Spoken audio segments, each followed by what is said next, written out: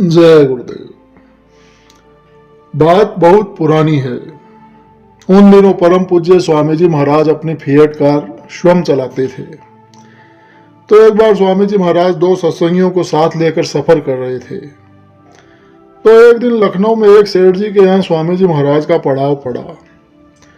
तो नाश्ता आया जिसमें चाय, नमकीन, मिठाई वगैरह सब कुछ था। तो गुलाब जामुन थे, बड़े बड़े काले काले, कि देखने से ही जी ललचाता था। तो स्वामी जी महाराज ने तो केवल एक प्याला चाय लिया और फिर दूसरे कमरे में चले गए।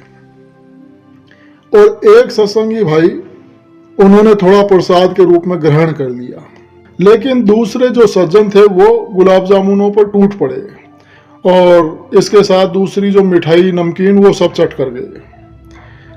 तो रात के 12 बजे सत्संगी भाई के पेट में दर्द शुरू हो गया और दर्द बढ़ता ही चला गया। जब दर्द असहनीय होने लगा तो स्वामी जी महाराज को जगाया गया। रात काफी हो चुकी थी, किया क्या जाए। तो स्वामी जी महाराज ने दूसरे सत्संगी प्रेमी से कहा कि जाओ कहीं से जामुन का सिरका लेकर आओ। तो प्रेमी बेचारा इधर उधर दुकानों में पूछता रहा, दुकानें भी सभी बंद हो चुकी थी। तो फिर कहीं जाकर एक सब्जी वाले के यहाँ जामुन का सिरका मिला। वो सिरका ले आया, लाकर स्वामी जी महाराज को दिया। तो स्वामी जी महाराज ने उस प्रेमी को सिरका पिलाया, तब कहीं जाकर आराम हुआ।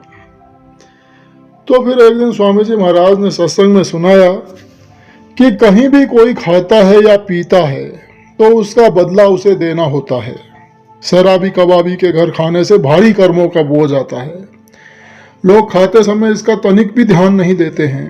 खूब मौज से सभा सोसाइटी में बैठ बैठ कर खाते हैं, लेकिन इन सब का बदला देना पड़ेगा। यहाँ तक कि कोई साधक किसी अच्छे सत्संगी के यहाँ भी खाता है तो उसे उसका बदला देना पड़ता है। लेकिन परमार्थी इस प्रकार से कहीं खाता है तो चूंकि संसारी रूप में उसका बदला देने में उसे बंधन में फंसे रहना होगा, इसलिए परमार्थी के ऐसे कर्मों के बदले उसे परमार्थ में से बदला दिया जाता है। इसलिए परमार्थी को इस प्रकार के खाने पीने से चाहे अच्छे से अच्छे सत्संगी के यहाँ क्यों न खाए, अपने परमार्थ को ही देना पड़ता है, मुझे खुद देना पड़ता है। मैं जहां एक बूंद पानी पी लेता हूं या जहां बैठ जाता हूं, उसके एवज में परमार्थ में से देना पड़ता है। जय गुरुदेव।